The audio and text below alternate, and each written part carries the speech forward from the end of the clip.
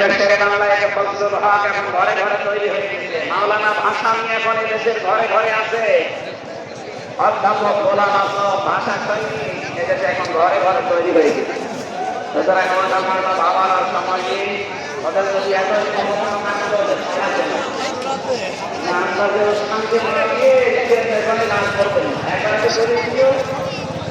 আর্মিতে এমন বিধান দিয়েছে ওই 3 দিনের সংগ্রাম গোপালগঞ্জ থেকে ঢাকা যদি কেউ মাসে আসে দাঁড়িয়ে আসে 1050 কি করে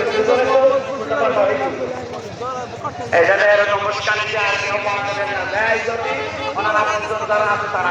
কথা বলে না কেন তারানে গাড়ি আমরা যারা শুনতে এসেছি এই জল জল আমাদেরকে জানিয়েছেন ওদের জুমের কারণে যদি ওদের বাড়ি ঘর পরিত্যক্ত করে দিতে পারি ইন্না ফি যালিকা লাআয়াতা এখানে লামে তাকি আলেম যারা আছে জিজ্ঞাসা করে আল্লাহ বলেন ইন্না ফি যালিকা লাআয়াতান লিকাওমিন ইয়ালামুন অবশ্যই